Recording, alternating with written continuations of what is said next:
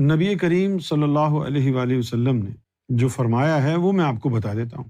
آپ کا فرمان ہے کہ گائے کا جو دودھ ہے اس میں شفا ہے اور اس کا جو گوشت ہے اس میں بیماری ہے۔ اس کا کیا مطلب ہوا کہ گائے کا دودھ استعمال کرو، اس کو ذبح کر کے اس کو کھاؤ نہیں، یہی مطلب ہوا نا۔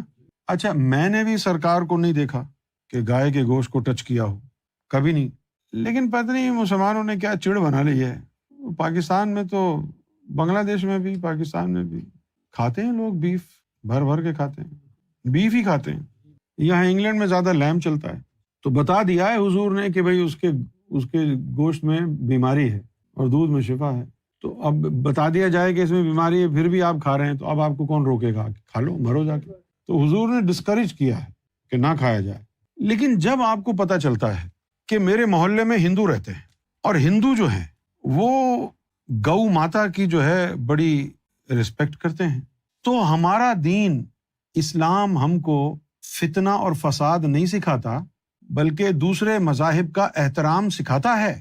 اگر آپ کے دین میں کوئی چیز جائز بھی ہے کھانا، لیکن آپ کے پڑوس میں ایک ہندو دھرم کا شخص رہتا ہے جو اس جانور کو مقدس اور سیکرٹ جانتا ہے، تو آپ اس کے ادب میں وہ چیز استعمال نہ کرائیں۔ کیا بگڑ جائے گا آپ کا؟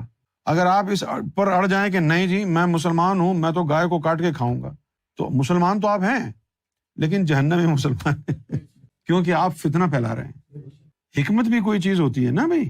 اگر آپ کے پڑوس میں لوگ ایسے ہیں جن کا یہ مذہبی معاملہ ہے، تو آپ اس کام کو جان بوجھ کر کے اگر کریں گے تو پھر وہ فتنہ سمجھا جائے گا، اللہ رسول کی نظر میں بھی فتنہ سمجھا جائے گا۔ بھئی آپ نے ضرور بیف کھانا ہے، کچھ اور کھا لیں، مٹن کھا لیں، لڑائی جھگڑا نہ کریں۔ لیکن لوگوں نے بنا رکھے ہیں نا بہانے لڑائی جھگڑا کرنے کے۔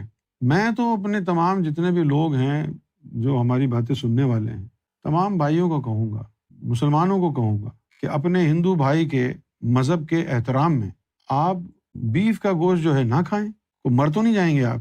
بھئی کتنے دمبے ہوں گے وہاں پر، بھیڑ ہوں گے، وہ کھا لیں، چکن کھا لیں۔ آپ نے بیف ہر حال میں کھانا ہے۔ یہ کوئی اسلام کی خدمت نہیں ہے، یہ حق کا بول بالا نہیں ہے کہ آپ محلے میں فتنہ فساد کرنے کے لیے ہر حال میں گائے کاٹ کے کھائیں گے، دوسروں کی دل آزاری کر رہے ہیں۔ اللہ خوش ہوگا اس بات پہ؟ اللہ ایسی باتوں پہ خوش نہیں ہوتا ہے۔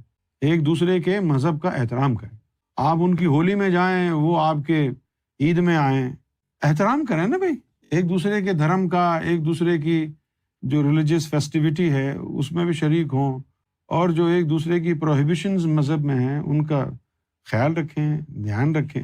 قرآن مجید میں تو اللہ تعالیٰ نے کہا ہے، اب اس کا مطلب یہ نہیں ہے کہ میں ہندو دھرم کو غلط بول رہا ہوں، میں ایک آیت بتا رہا ہوں۔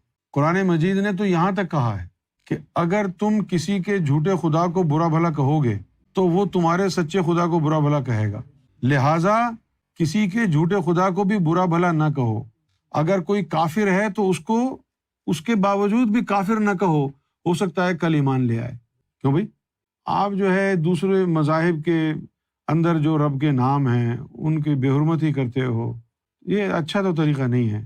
وہی تمہارا رب ہے، وہی ان کا رب ہے، صرف ووکیبلری کے اوپر لڑائی جھگڑا کر رہے ہو۔ تم اللہ سے مانگ رہے ہو، وہ بھگوان سے مانگ رہا ہے۔ تم اللہ سے کہہ رہے ہو کہ ہندو کو تباہ کر دے، وہ کہہ رہا ہے بھگوان مسلمان کو نشٹ کر دے۔ وہ بھگوان کہے گا میں ہی اللہ ہوں، میں ہی بھگوان ہوں، بھوتنی کے دونوں کی دعائیں کیسے قبول کروں؟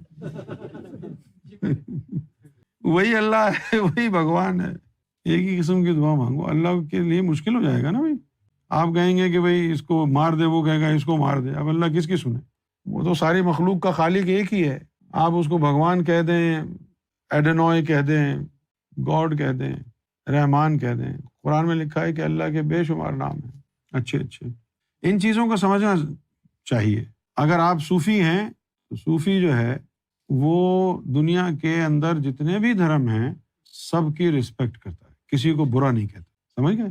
تم ہندو ہو، تم بھائی اپنے دھرم کے انوسار جو تمہیں زندگی گزارنی ہے گزارو، جو مسلمان ہے اس کو اپنے دین کے مطابق گزارنے دو، جو عیسائی ہے اس کو اس کے دین کے مطابق گزارنے دو، سب اپنے اپنے دین پر عمل کرو، ایک دوسرے کے اوپر کیچڑ نہ اچھالو، ایک دوسرے کی گدی پکڑ کے نہ کہو کہ تم غلط ہو، تم غلط ہو، تم غلط ہو۔ ہماری گیتا میں کچھ لکھا ہے، اس کے قرآن میں کچھ لکھا ہے، جو ہماری گیتا میں لکھا ہے وہ ہمارے لیے ہے، جو اس کے قرآن میں لکھا ہے وہ اس کے لیے ہے۔ نہ ہم اپنی باتیں تم پر امپوز کریں، نہ تم ہماری باتیں ہم پر امپوز کرو. یہ پالیسی صحیح ہے نا؟ اب جیسے بائبل میں لکھا ہوا ہے I am the only way to God, Jesus نے، ہے نا بھائی. اب وہ مسلمان پریشان ہوتے ہیں کہ بھائی یہ کیسے کہہ دیا کہ بھائی صرف جیسس ہی کے ذریعے اللہ تک پہنچا جا سکتا ہے. صحیح ہے نا؟ اس وقت تو حضور پاک آئے نہیں تھے جب جیسس نے یہ کہا تھا، تو جیسس نے یہ اپنے ماننے والوں کو کہا تھا نا یار. تم اپنے نبی کی بات مانو، وہ اپنے نبی کی بات مانیں گے، اس میں لڑائی جھگڑا کرنے کی کیا بات ہے؟